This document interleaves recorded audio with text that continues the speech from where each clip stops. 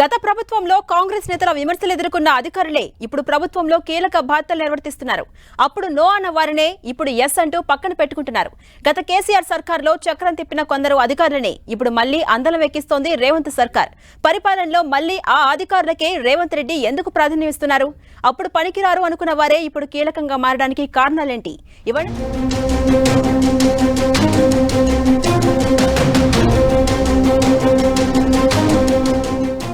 తెలంగాణలో కాంగ్రెస్ ప్రభుత్వం కొలువు తీరి నెల రోజులు గడిచిపోయింది. సీఎంగా రేవంత్ రెడ్డి తన మార్కు చాటుకునేందుకు సరికొత్త సంక్షేమ మంత్రం పాటిస్తున్నారు. ఎన్నికల్లో ఇచ్చిన 6 గ్యారంటీలలో ఇప్పటికే 2 అమలు చేసిన ప్రభుత్వం మిగతా వాటిని నెరవేర్చేందుకు దరఖాస్తులు సైతం తీసుకుంది. మరోవైపు ప్రజాపాలన, ప్రజావాణి వంటి కార్యక్రమాలతో ప్రజల్లోకి వెళ్లి వారి సమస్యలను పరిష్కరిస్తోంది. పరిపాలనలో పట్టు కోసం అధికారుల బదిలీలు సైతం చేపట్టారు. అయితే కొద్దిమంది అధికారుల విషయంలో సానుకూలత చూపిస్తూ వారికి ప్రాధాన్యత కల్పిస్తోంది రేవంత్ రెడ్డి ప్రభుత్వం. ఒకప్పుడు కాంగ్రెస్ నేతలతో పాటు రేవంత్ రెడ్డి నుంచి తీవ్ర విమర్శలు ఎదుర్కొన్న అధికారులే ఇప్పుడు ప్రభుత్వంలో కీలకంగా మారుతూ ఉండడం చర్చనీయాంశంగా మారింది. గత ప్రభుత్వ హయాంలో పీసీసీ చీఫ్ గా ఉన్నప్పుడు పలువురు ఉన్నతాధికారులను టార్గెట్ చేశారు రేవంత్ రెడ్డి. తాము అధికారంలోకి రాగానే ఆ అధికారులపై చర్యలు తప్పవనే రీతిలో హెచ్చరికలు సైతం జారీ చేశారు. కేసీఆర్ హయాంలో సీఎస్ గా ఉన్న శాంతి కుమారితో పాటు అప్పటి డీజీపీ మహేందర్ రెడ్డిపై తరచూ విమర్శలు చేశారు రేవంత్ రెడ్డి.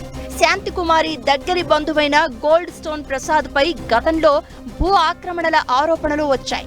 మియాపూర్లో 100 ఎకరాల భూములను గోల్డ్ స్టోన్ ప్రసాద్ తప్పుడు పత్రాలతో కొట్టేశారని ఆరోపించారు రేవంత్. దానికి సీఎస్ శాంతి కుమారి సహకరించారని, ఆమెపై చర్యలు తీసుకోవాలని పెద్ద ఉద్యమమే చేశారు.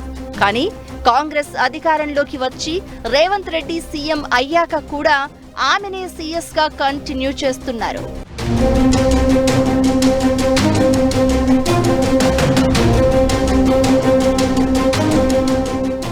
ఇక కేసీఆర్ హయాంలో డీజీపీగా వ్యవహరించిన మహేందర్ రెడ్డి పైన తీవ్ర స్థాయిలో విరుచుకుపడ్డారు.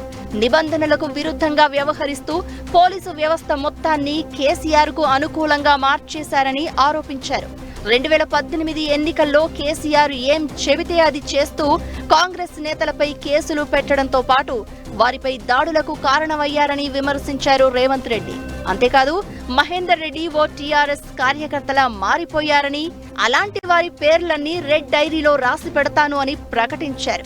ఈ క్రమంలోనే మహేందర్ రెడ్డిపై గవర్నర్ కు సైతం ఫిర్యాదు చేశారు రేవంత్ రెడ్డి. కానీ ఇప్పుడు అదే మహేందర్ రెడ్డికి పెద్దపీట వేసింది కాంగ్రెస్ ప్రభుత్వం.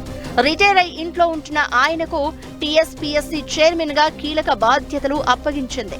ఈ పదవి కోసం మాజీ చైర్మన్లు, వర్సిటీల వీసీలు, కంట్రోలర్ ఆఫ్ ఎగ్జామినేషన్లు, ప్రొఫెసర్లు 100 మంది దరఖాస్తులు చేసుకున్నారు. అయినా రేవంత్ రెడ్డి సర్కారు మాత్రం ఏరికోరి మహేందర్ రెడ్డికి ఆ పదవి కట్టబెట్టడం హాట్ టాపిక్ గా మారింది.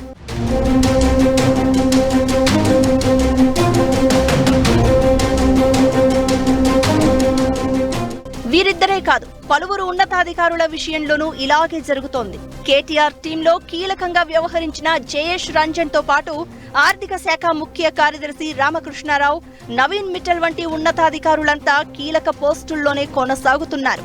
ఇక జలమండలి ఎండీగా ఉన్న దాన కిషోర్ కు మాజీ మంత్రి కేటీఆర్ సన్నిహితుడిగా పేరుంది. ఆయన్ను ఏకంగా సీఎంఓలోకి తీసుకోవడం సచివాలయ వర్గాల్లో చర్చనీయాంశంగా మారింది. అయితే గతంలో ఆరోపణలు వచ్చిన అధికారులందరినీ తప్పించుకుంటూ పోతే పనిచేసేందుకు అధికార యంత్రాంగం మిగలదంటున్నాయి ప్రభుత్వ వర్గాలు.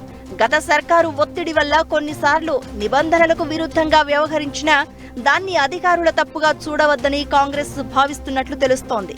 మొత్తంగా నాడు హస్తం పార్టీకి చేదుగా మారిన అధికారులే ఇప్పుడు మళ్లీ చక్రం తిప్పుతూ ఉండడం మాత్రం హాట్ టాపిక్ గా మారింది.